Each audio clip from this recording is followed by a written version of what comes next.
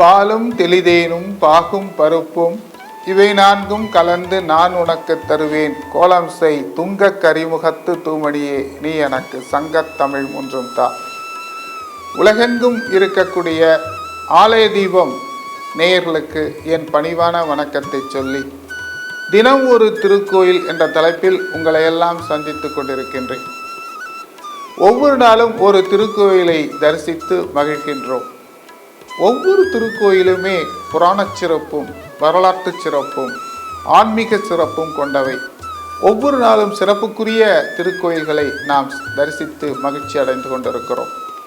இன்று நாம் தரிசிக்க இருக்கக்கூடிய அருமையான ஒரு சிவாலயம் ஸ்ரீ மங்களேஸ்வரி உடனுரை ஸ்ரீ திருச்சோபரநாதர் திருக்கோயில்.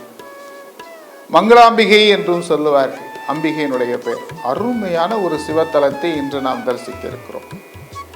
பொதுவாக கோயிலை அரசர்கள் காலத்திலே கட்டியிருப்பார்கள். நம்முடைய காலத்தில் அதை புதுப்பித்திருப்போம், தரிசித்து கொண்டிருப்போம். ஆனால் இது இயற்கை இயல்பு. ஆனால் இந்த திருத்தலத்தை பார்க்கிற பொழுது ஒரு அதிசயம். என்னங்க அதிசயம்? எல்லா கோயிலும் கிழக்கு திசை நோக்கி தான் அமைந்திருக்கும், நமக்கு தெரியும். ஆனால் இந்த கோயில் மட்டும் வடக்கு நோக்கி இருக்கிறது. அது எங்கே இருக்கிறது என்று சொன்னால் கடற்கரையை ஒட்டி இருக்கிறது. அது எந்த இடத்திலே இருக்கிறது என்று சொன்னால் கடலூர் மாவட்டத்திலே கடலூரிலே இருந்து ஆலப்பாக்கம் என்ற ஊரிலே இந்த திருத்தலம் இருக்கிறது. கடலூரிலிருந்து சரியாக சொல்லணும்னா ஒரு 3 கிலோமீட்டர் தொலைவிலே இருக்கிறது. கடற்கரை அருகிலே இருக்கிறது. அது சரிங்க. இப்போ அந்த பகுதிக்கு என்னதான் பெயர்? திருச்சோபுரம் என்ற ஊர். தியாகவல்லி என்று சொல்லுவார்கள், தற்பொழுது தியாகவல்லி என்று சொல்லுகிறார்கள். ஆனால் திரும்ப தேவார பதிகங்களிலே என்ன சொல்லப்பட்டிருக்கிறது என்றால் திருச்சோபுரம் என்று சொல்லுகிறார்கள். ஈஸ்வருடைய பெயர் திருச்சோபரநாதர், அருள்மிகு திருச்சோபரநாதர். எப்படி அழைக்கிறார்கள் என்று சொன்னால் ஸ்ரீ மங்களாம்பிகை உடனுரை திருச்சோபரநாதர் திருக்கோயில் என்று அழகாக சொல்கின்றார்கள். இந்த தலத்தினுடைய சிறப்பு என்ன என்றால், தற்பொழுது சுனாமி 2004 வந்தது, எல்லோருக்கும் தெரியும். கடற்கரை பகுதிகளிலே ஒரு உலுக்கி விட்டது நம்மை. ஆனால் பன்னெடுங்காலத்திற்கு முன்பு, 100 ஆண்டுகளுக்கு முன்பு கடல்கோல் என்ற இலக்கியங்கள் சொல்கின்றன. கடல்கோல் தமிழகத்தை மாய்த்திருக்கிறது, சாய்த்திருக்கிறது. அந்த கடல்கோளால் வருகிற பொழுது ஏற்படுகிற இழப்புகள் மிக கொடுமையானவை. அப்பொழுது கட்டப்பட்ட அரசர்களால் கட்டப்பட்ட இந்த கோயில் கடலுள் மாய்ந்து விட்டது, மணலுள் மூழ்கி விட்டது. அந்த மணல் மூடிய கோயிலாக இது தொன்று தொட்டு இருந்து வந்திருக்கிறது. மதுரையிலே இருந்து சிவ அடியவர்கள் 2 அங்கே கனவிலே எம்பெருமான் சர்வேஸ்வரன் அங்கே கனவிலே தோன்றி திருச்சோபுரம் செல் என்ற உத்தரவு கொடுக்கின்றார்கள். 2 சிவனடியார் சித்தர்கள், 2 சித்தர்கள் கடலூருக்கு வருகிறார்கள். தான் கனவிலே கண்ட அந்த சிவாலயத்தை தரிசிப்பதற்காக வருகிறார்கள். அப்படி வருகிற பொழுது அந்த ஊர்க்காரர்களிடத்துல கேட்கிறோம், அப்படி ஒரு கோயில் இங்கே இல்லை என்று சொல்லியிருக்கிறார்கள். இல்லை, இந்த தலத்தில் தான் கோயில் இருப்பதாக ஈஸ்வரர் அருள்பாலித்தார் என்று திடமாக நம்பிக்கையோடு அவர்கள் கேட்கிற பொழுது, அந்த சித்தர்கள் 2 பேரும் கேட்கிற பொழுது, எங்களுக்கு தெரிந்தவரை இது கோயில் மேடுன்னு ஒன்று பகுதி இருக்கிறது, அங்கே வாருங்கள் என்று அழைத்து கொண்டு செல்கிறார்கள். உடனே அங்கே செல்கிற பொழுது அந்த இடத்திலே அகழ்ந்து பார்த்தால் கோயிலினுடைய கோபுரம் நுனி தெரிகிறது, சந்நிதியினுடைய நுனி தெரிகிறது. அது மணலை அகற்றி பார்த்தால் ஒரு அற்புதமான ஒரு சிவாலயம். அந்த சிவாலயத்தில் அந்த கருவறையிலே விளக்கு எரிகிறது. பூஜை புனஸ்காரங்கள் முடிந்த கையோடு அந்த காட்சியை பார்க்கிற பொழுது மெய் சிலிர்த்து விடுகிறார்கள் மக்களும் அந்த சித்தர்களும். அந்த ஒரு அதிசயம் அங்கே நிகழ்ந்திருக்கிறது. மணலுள் மூழ்கிய கோயிலாக இருந்திருக்கிறது. அந்த திருத்தலத்தினுடைய பெயர்தான் திருச்சோபுரநாதர் திருக்கோயில்.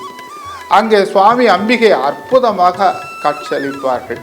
அது மட்டுமல்ல, இந்த தலத்திலே இன்னொரு சிறப்பு இருக்கிறது. என்ன சிறப்பு?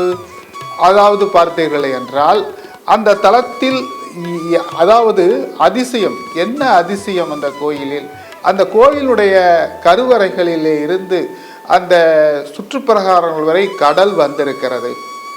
கடல், அதாவது திருச்செந்தூரிலே முருகப்பெருமான் சன்னதி பக்கத்திலேயே கடல் இருப்பதை போல இங்கே அதுவாவது கொஞ்சம் தூரத்தில் இருக்கிறது, கொஞ்சம் தூரம் திருச்செந்தூரில். ஆனால் இங்கு கடல் கிட்டேயே இருக்கிறது. ஆச்சரியமாக இருக்கிறது. அப்படிப்பட்ட கடலுள் சில கோயிலுடைய பகுதிகள் இன்றும் இருக்கின்றன. ஆகவே ஒரு தொன்மையான மிக மிக பழமையான ஒரு சிவாலயம் இந்த திருச்சோபரநாதர் திருக்கோயில். அகத்தியர் அங்கே திருமாணிக்குழியிலே சர்வேஸ்வரனை தரிசிக்க முடியாமல் ஒரு லிங்கத்தை பிரதட்சி செய்து அகத்தியர் வழிபட்ட லிங்கம் என்று நாம் அந்த திருமாணிக்குழி வாமனபுரீஸ்வரர் திருக்கோயிலிலே நாம் சில செய்திகளை சந்தித்தோம் அல்லவா? அதுபோல அவர் இந்த அகத்தியர் இந்த கோயிலுக்கு வருகிறார், சர்வேஸ்வரனால் அனுப்பப்படுகிறார். அங்கே வந்த பிறகு திருச்சோபரநாதரை தரிசித்த பிறகுதான் கைலையிலே சர்வேஸ்வரனுடைய திருமண கோலத்தை காட்சியளிக்கிறார். இந்த திருத்தலத்தில் தான் அகத்தியருக்கு திருமண கோலத்தை பெறப்பட்ட ஒரு அருமையான ஒரு திருத்தலம் இந்த திருச்சோபுரம். இந்த திருச்சோபுரத்தில் என்ன விசேஷம் என்றால் பிரதோஷம்தான் மிகப்பெரிய விசேஷம்.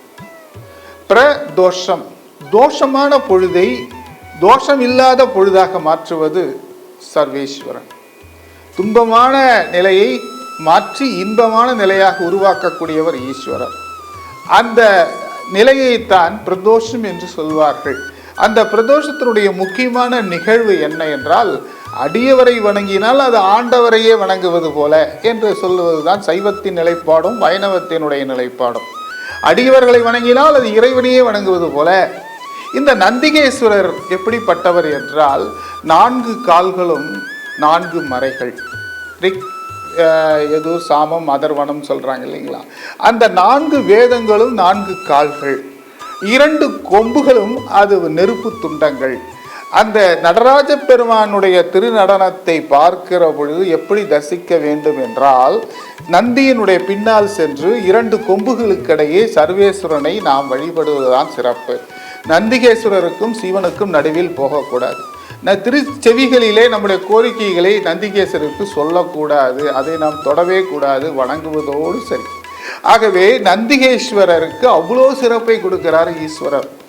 ஏன் அந்த அவ்வளோ பெரிய சிறப்பை கொடுக்கணும்னு சொன்னால், அதில் பாருங்க, அமுதத்தை கிடைக்கிற பொழுது நச்சு காற்றை சுவாசித்தவர் நந்திகேஸ்வரர். நச்சு காற்றை, அதாவது அந்த நஞ்சை எடுத்து சர்வேஸ்வரன் உண்டார், அதனால் நஞ்சுண்டவர் என்று பெயர். அந்த திருநீலகண்டர் என்று சொல்வார்கள் ஈஸ்வரருக்கு. அந்த கண்டத்தோடு முடிந்து விடுகிறது, உடல் முழுவதும் போகலை. அந்த தொண்டையில் அந்த கண்டம் என்று சொல்வார்கள். அதனால் விஷத்தை எடுத்து விழுங்கிய காரணத்தினாலே திருநீலகண்டர் என்று அழைக்கப்படுகிறார். விஷத்தை ஆழகால விஷம் என்று சொல்லுவார்கள். அந்த விஷத்தை சர்வேஸ்வரன் இந்த உயிர்களுக்காக தான் உண்டு மக்களை, உயிரினங்களை காப்பதற்காக எடுத்துக்கொண்டார். ஆனாலும் கூட அந்த நச்சு காற்று இருக்கிறதே, அந்த காற்றை மக்களுக்கு பாதிப்பு உண்டாகிவிடக்கூடாது. அது முனிவர்களாக இருக்கட்டும், யோகிகளாக இருக்கட்டும், சித்தர்களாக இருக்கட்டும், மக்களாகட்டும், ஜீவராசிகளாக இருக்கட்டும், எல்லோரும் இன்பமாக இருக்க வேண்டுமே அன்றி துன்பம் படக்கூடாது என்ற நல்ல சிந்தனையின் அடிப்படையிலே நந்திகேஸ்வரர் அந்த நச்சுக்காற்றை சுவாசித்த காரணத்தினாலே ஈஸ்வரர் அருளானை செய்கிறார். என்ன சொல்லுகிறார் என்றால், எனக்கு என்ன அபிஷேக ஆராதனைகள், தூபதீப ஆராதனைகள் எனக்கு செய்வதை விட உனக்குத்தான் முதலிலே செய்ய வேண்டும் என்று அருள் பாலிக்கிறார். எவ்வளவு பெரிய சிறப்பு பாருங்க. எனக்கு முன்னே இரு என்று அருள் பாலிக்கின்றார் சர்வேஸ்வரன். எல்லா சிவாலயங்களும் சென்றால் அங்கே முதலிலே இருப்பது நந்திகேஸ்வரர். அந்த நந்திகேஸ்வரர் அந்த நச்சுக்காற்றை சுவாசித்த காரணத்தினாலே தான் அவருக்கு எல்லா சிறப்புகளும் சிவனுக்கு முன்பு அங்கே நடைபெறுகிறது. அப்படிப்பட்ட இந்த பிரதோஷ நிகழ்வை இங்கே அற்புதமாக நடத்துகிறார்கள். ஆயிரக்கணக்கான மக்கள் குழுமுகிறார்கள். அந்த நேரத்திலே ஓம் நம சிவாய, ஓம் நம சிவாய, ஓம் நம சிவாய என்று உள்ளமுருக நாம் வழிபட்டால் பல நாட்களிலே யாகங்கள், பல கோடி யாகங்கள் செய்த புண்ணியம் அந்த இடத்திலே நமக்கு கிடைக்கிறது. திருச்சோபுரம் கடலூரில் இருந்து, நகர பகுதியில் இருந்து ஆலப்பாக்கம் ரயில்வே ஸ்டேஷனில் கூட இறங்கி நம்ம போய் தரிசிக்கலாம். பக்கத்திலே இருக்கிறது, கடலூருக்கு பக்கத்திலே இருக்கக்கூடிய இந்த திருத்தலம் திருச்சோபரநாதர். இங்கே தியாகவல்லி என்ற இன்னொரு பெயரும் அமைந்திருக்கிறது. தியாகவல்லினா அம்மனுடைய பெயர் தான் தியாகவல்லி. அம்மனுடைய பெயரை கொண்டு ஒரு அரசி இங்கு ஆட்சி செய்திருக்கிறார். இந்த தியாகவல்லியிலே, இந்த திருச்சோபுர பகுதியிலே ஆட்சி செய்த காரணத்தினாலே கடுந்தவம் இருந்து இல்லற வாழ்க்கையிலும் அரசு வாழ்க்கையிலும் சிறந்து விளங்கியதால் இது திருச்சோபுர பகுதியிலே இந்த தியாகவல்லி என்ற அரசி வழிபட்ட தலம் என்பதனால் தியாகவல்லி என்று அழைக்கப்படுகின்ற இந்த ஊருக்கு பெயரே தியாகவல்லி என்று தற்பொழுதும் அழைக்கின்றார்கள். அப்படிப்பட்ட வரலாற்று சிறப்பும் புராண சிறப்பும் கொண்ட அருமையான ஒரு சிவத்தலம். இங்கே இன்னொரு சிறப்பு இருக்கிறது. அதாவது ராஜயோகம் கிடைக்கக்கூடிய கோயிலாக இதை சொல்லுகிறார்கள். அகத்தியருக்கே அருள்பாலித்த தலம் இந்த தலம். அது மட்டுமல்ல, ராஜயோகம், ராஜயோகம்னா என்ன? தான் வகித்த பதவிகளிலே சிறப்பு பெறுவது, மிக சிறப்பை பெறுவது இந்த திருத்தலம். இந்த திருத்தலத்தை நாம் வழிபட்டால் கலையாத கல்வியும் குறையாத வயதும் ஓர் கபடு வாராத நட்பும் கன்றாத வளமையும் குன்றாத இளமையும் கழுவினி இல்லாத உடலும் சலியாத மனமும் அன்பகலாத மனைவியும் தவறாத சந்தானம் தாழாத கீர்த்தியும் மாறாத வார்த்தையும் தடைகள் வாராத கொடையும் தொலையாத நிதியும் கோணாத கோலும் ஒரு துன்பம் இல்லாத வாழ்வு பெற மங்களாம்பிகை சமேத ஸ்ரீ திருச்சோபரநாதரை உள்ளமுருக வழிபடுவோம். பிரிதொரு நாளில் இது போன்ற ஒரு சிறப்புமிக்க கோயிலை தரிசிப்போம். நன்றி, வணக்கம்.